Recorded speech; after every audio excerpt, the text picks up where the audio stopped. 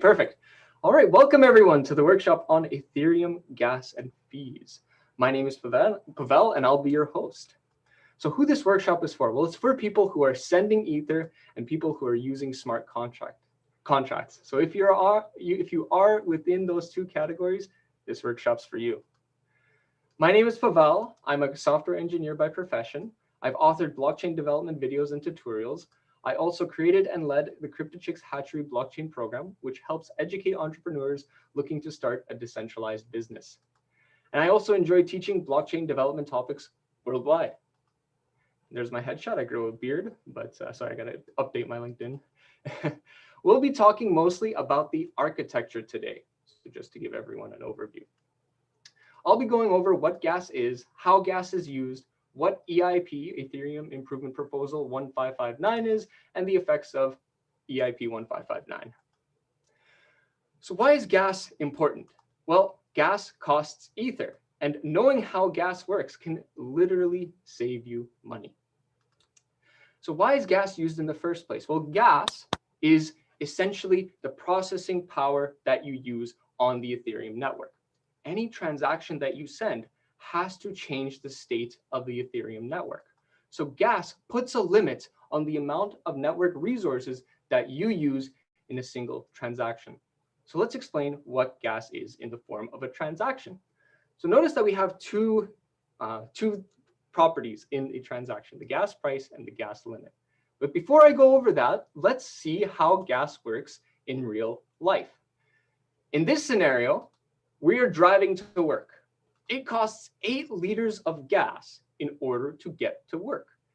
And we're such good workers that we only care about getting to work. We don't care about getting back.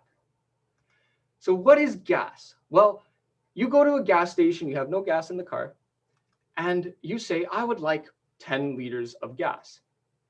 More formally, that would be like saying, I would like to spend $1 per liter, and I would like a maximum of 10 liters in order to drive to work. There's our workplace. Let's do a bit of math. Price per liter times the amount of liters equals the total amount paid. $1 per liter, and we paid for 10 liters of gas, so we paid $10. So, there's our car, there it is. So total gas in the tank minus gas for the trip. So we paid for 10 liters of gas. So we have 10 liters of gas in the tank. It costs 8 liters of gas in order to get to work. So we'll have 2 liters of gas remaining.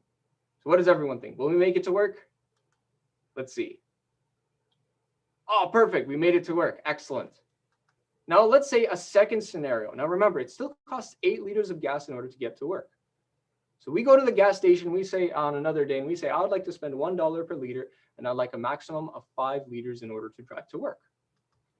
There's our workplace.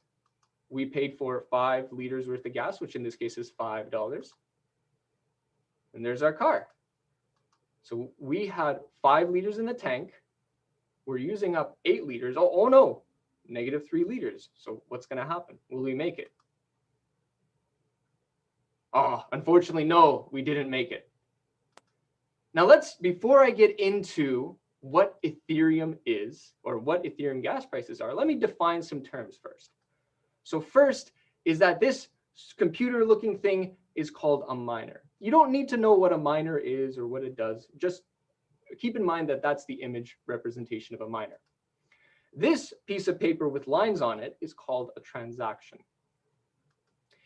We also want to define some units. So a gwei is 0.0001 ETH, so Ether, and a wei is a fraction of a gwei. Gas is also used here as a unit of work, a unit of processing power on the Ethereum network. So in this scenario, we're sending our transaction and it costs 8 gas in order to send our transaction. And again, we're only sending it one way. So how gas works in Ethereum, we have a group of servers right here, a group of miners. We say, I would like to spend 1 gwei per unit of gas, and I would like a maximum of 10 gas in order to run my transaction. Now, before we get into this, what does this look like? This, to me, looks like it's an auction, in a case, a first price auction. Now, before I get into this, let's explore how it looks like in real life. let's say we're at the gas station. Now, we don't know the amount of gas just yet. And instead, we propose, I would like $1 per liter, and I would like a maximum of 10 liters in order to drive to work. Now, the gas station thinks about it and says, you know what? Yeah, that's a good deal. I agree on the price and limit.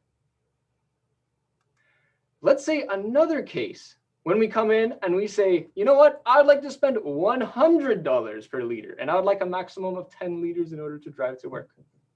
Now the gas station, of course, looks at you and says, you sure? Oh, sure, I agree on this price and limit. Please buy all of my gas. We can also come in and say, I would like to spend $0.1, so in this case, 10 cents per liter, and I would like a maximum of 10 liters in order to drive to work. In this case, the gas station can refuse and say, no thanks, I'm not going to fuel you, and it leaves. Going back to our previous example, I would like to spend 1 GUI per unit of gas, and I would like a maximum of 10 gas in order to run my transaction. A miner sees this and says, you know what? I'll run your transaction. Perfect. I'll run this transaction at 1 GUI per unit of gas and up to maximum of 10 gas. There's our Ethereum network and the blockchain inside of it. Now we spent 1 GUI per unit of gas, and we paid for 10 units of gas. So we paid a total of 10 GUI. There's our transaction. Let's do some calculations. So we paid for 10 units of gas. Now it costs 8 units of gas in order to send our transaction. So we're left with a positive number, 2 gas. Let's see what happens. So we get added to the Ethereum network. It gets run by the Ethereum virtual machine or just processed in the network. Boom, success, perfect. Then our transaction gets added into the blockchain. Perfect. Now, what happens to the rest of the 2 gas? We paid for 10 gas worth and we're left with 2 gas. So what happens now? Does it just disappear? No, well, we used up 8 gas, so 8 GUI. So in some sense, we get back that amount. Not in some sense, in the sense, we get back that amount. That's like if you went and fueled up your car for 10 liters, you only used 8 liters, but you still have that 2 liters of gas that you paid for initially in your tank. So this is like that, except that 2 liters gets converted into money. Let's say in this case, we want a maximum of 5 gas. So same price, but in this case, a maximum of 5 gas. So again, the miner comes in and says, I will run this transaction. I will run this transaction at 1 GUI per unit of gas and up to 5 gas. So again, we have our Ethereum network. We paid 1 GUI per unit of gas and 5 of that is gas. And we spent 5 GUI total. There's our transaction. So 5 gas minus 8 gas, because it costs 8 gas in order to run the transaction, equals, -3 gas. So what's going to happen? Well, initially, the network will accept the transaction, but it'll fail. So what's going to happen now? Well, this transaction still gets added into the block. If it's accepted into the Ethereum network and does some processing, it still gets accepted into the block. Now, well, it failed, so I should get my money back. Well, in this case, we spent 5 gas in order to process the transaction, but we don't get any amount refunded. So that 5 gas that we spent is lost. That's like if we took our car to work, if we drove to work, but we didn't make it to work. That doesn't mean that we get the money back.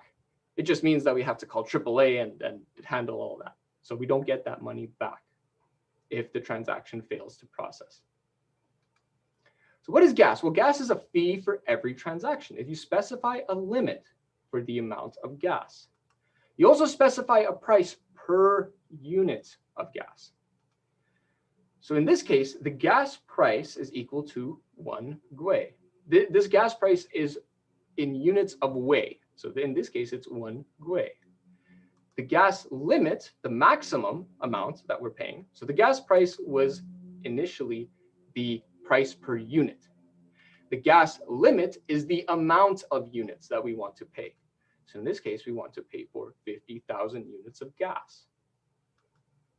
Here's an example of a successful transaction. Now, just in the side here, because I think it's also important, is notice the transaction hash. This is our receipt that we receive after our transaction gets included and is currently processing. So if we receive a transaction hash at any point, that means our transaction is being processed. Now that transaction can succeed or fail, as we'll see later. So we have our status, success, excellent. We see that our transaction fee, of course, this is on a test network. It doesn't cost any money, but it does cost some test ether in order to process. We have a gas price of 10 gwei, and we have a gas limit of 84,000 gas. And the amount of gas that was used was 54,000, or 64% of the gas. So notice that everything went good because we didn't go over the limit. Now let's take a look at an unsuccessful transaction. Notice it still got added into the blockchain. You can still search for this transaction and it still got added. But in this case, it failed.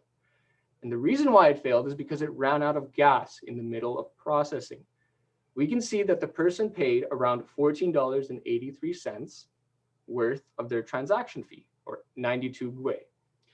The gas limit was 132,000, and they used all of the gas in the transaction. And they would have used more, but they ran out of gas. Now, unfortunately, this does nothing to the actual, you cannot use or this won't actually do anything to the network. It'll just post your transaction saying that it'll fail. So that person essentially spent $14.83 in order for nothing to happen. So keep that in mind. So how a transaction works is that you post a transaction to the Ethereum network, you pay a bit of ether and a block, and that transaction gets added